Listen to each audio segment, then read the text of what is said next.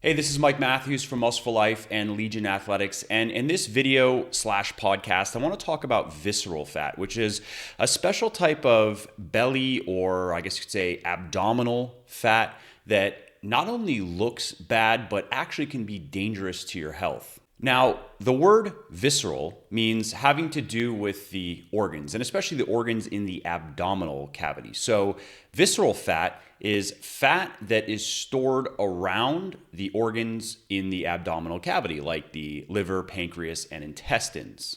Visceral fat then is different than the type of fat that most people think of when they think of body fat, which is called subcutaneous fat. And subcutaneous means under the skin.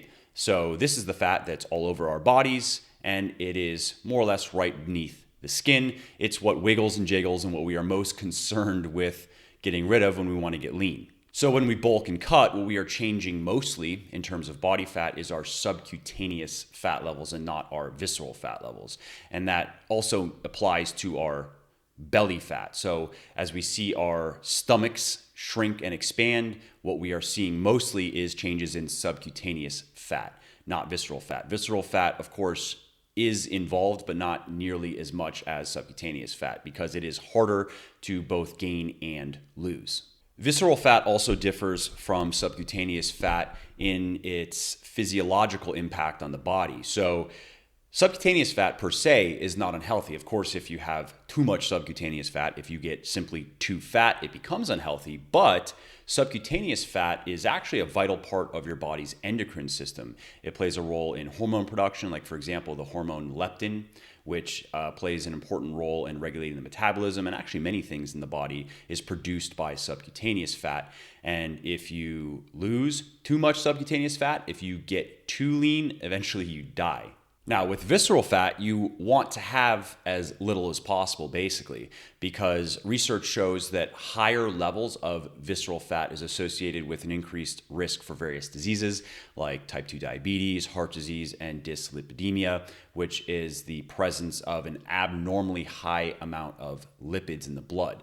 So, cholesterol, triglycerides, and so forth. Scientists are still working out why this is exactly, but one hypothesis that is gaining ground in clinical research is that the visceral fat, it produces fatty acids and various pro-inflammatory chemicals, and because of how close it is to the portal vein, which takes blood to the liver, these chemicals find their way to the liver and then can cause problems. Like, for example, the lipids can accumulate in the liver, and then that can lead to various health issues. Subcutaneous fat, on the other hand, produces more beneficial than harmful chemicals. So, for example, I mentioned leptin earlier, which is a hormone that impacts the metabolism favorably. It impacts appetite favorably. It tells your body that it's fed, tells your body it has an abundance of energy. Subcutaneous fat also produces a hormone called adiponectin, which is involved in the breakdown of glucose and fatty acids into energy. I mentioned earlier that you can't pinch or grab visceral fat because it's beneath the abdominal wall. It's beneath the big core muscles that then the skin is on top of and the subcutaneous fat is on top of.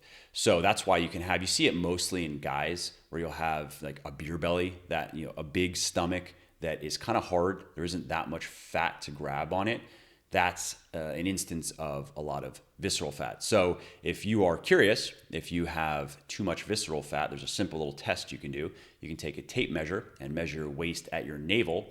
And if you are a woman and your waist is 35 inches or greater, then you probably have more visceral fat than you want to have. And if you are a man, that number is about 40 inches.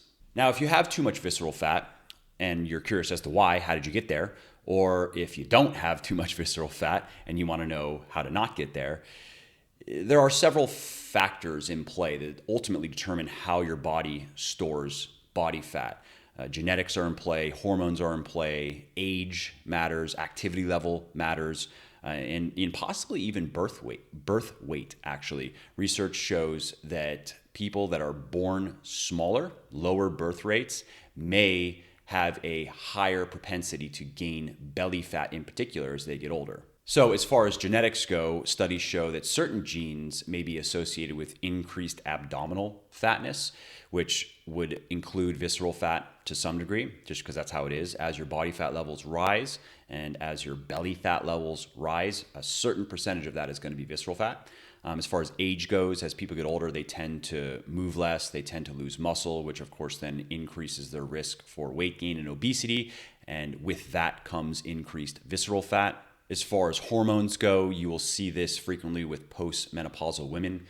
Research shows that they tend to store more visceral fat because of the hormonal changes, and that's primarily because estrogens decrease, and that can lead to an increase in visceral fat storage. Now, as far as diet and lifestyle, things we can control, studies show that high-fat diets are generally associated with higher levels of body fat, not lower levels. And if you want to fact check me on that, you can find the references in the description if you're watching this on YouTube, in the description down below. But high-fat diets are generally associated with higher body fat levels and higher BMIs than lower-fat diets. And the fatter someone is, the more visceral fat they will inevitably have. So therefore, high-fat diets can increase the risk of having too much visceral fat. It doesn't have to, because if you know what you're doing in terms of energy balance, how you work your macros is not really going to have much of an impact on your body composition. But remember, most people don't know anything about energy balance, and many fatty foods, many high-fat foods, are hyper palatable, so they're very easy to overeat, and of course, they contain a lot of calories. Also, sedentary living, of course, increases the risk of weight gain and obesity, and with that comes an increase in visceral fat. Alcohol also can increase visceral fat storage. Research shows that. So that means that there is something to the beer belly phenomenon. The more alcohol you drink, the more likely you are to have higher than average levels of visceral fat. The trans fats are preferentially stored as visceral fat, which probably is one of the reasons why they are extremely unhealthy, and why researchers at this point say that you want to have basically as little trans fat in your diet as possible.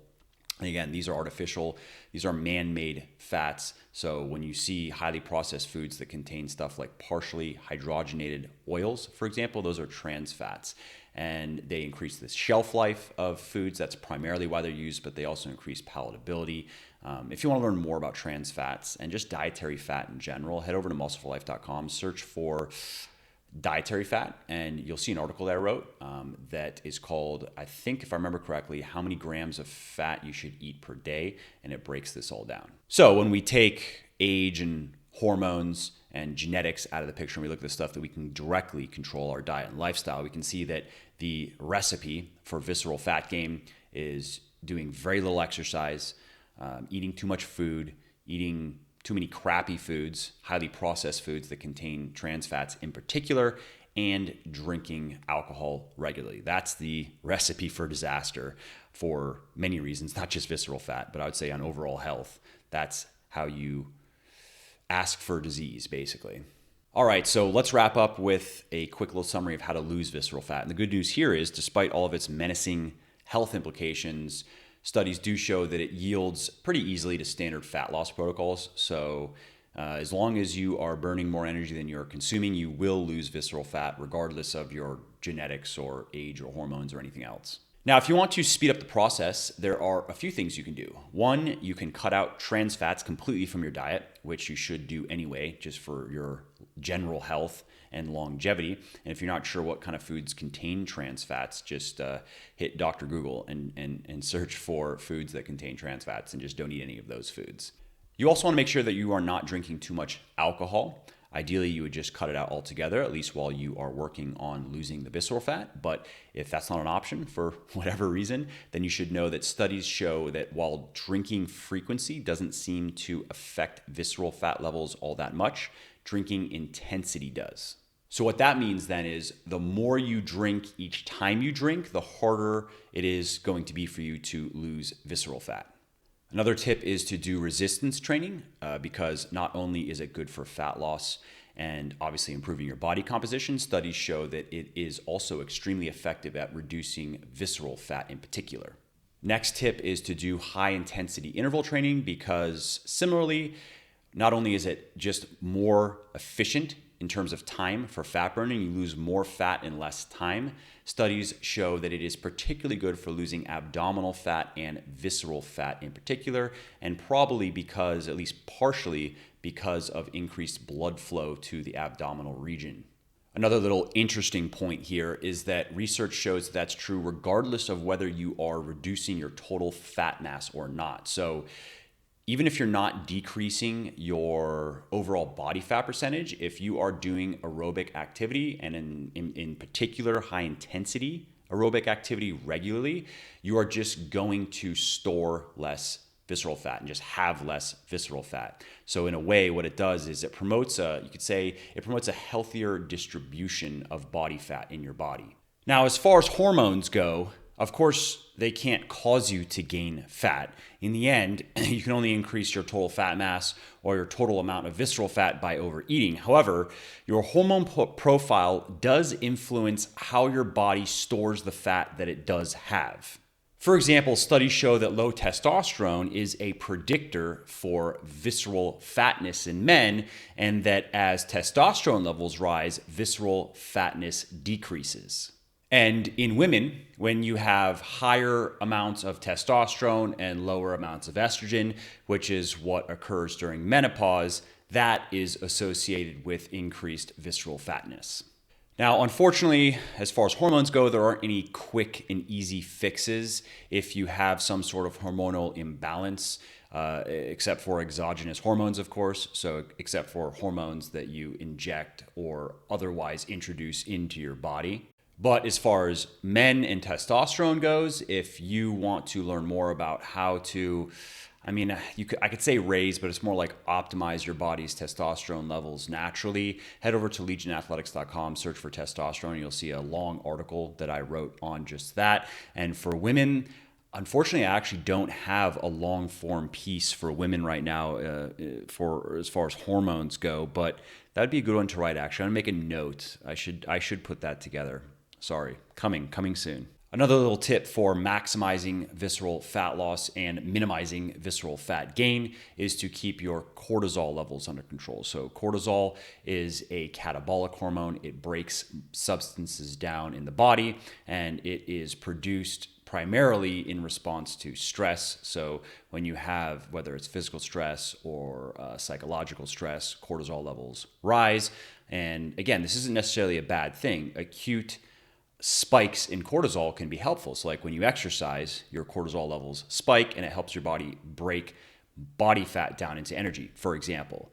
But when you have chronically elevated cortisol levels, that can cause various types of problems in the body. And one of them has to do with body fat distribution, because studies show that chronically elevated cortisol levels skews your body's distribution of fat toward the abdominal region. So by keeping your cortisol levels generally low, you can, again, maximize visceral fat loss if you are working on losing visceral fat that you have, and minimizing visceral fat gain if you don't have a visceral fat problem now and don't want to have one in the future. And the last tip here is another good kind of just general health and general well-being tip, and that is to maintain good sleep hygiene, because research shows that both sleeping too little and too much too frequently can increase visceral fatness. And just to be specific there, what science has found is that there was an association between sleeping less than 5 hours per night on average and more than 8 hours per night on average with greatly increased visceral fatness. All right, well, that's it for this video. I hope you found it helpful. And if you did, please give it a like and let me know what you thought down in the comments below. And click the subscribe button, please, plus the bell. It really helps me, and it helps you know when I put new videos live. Thanks again, and I'll see you in the next video.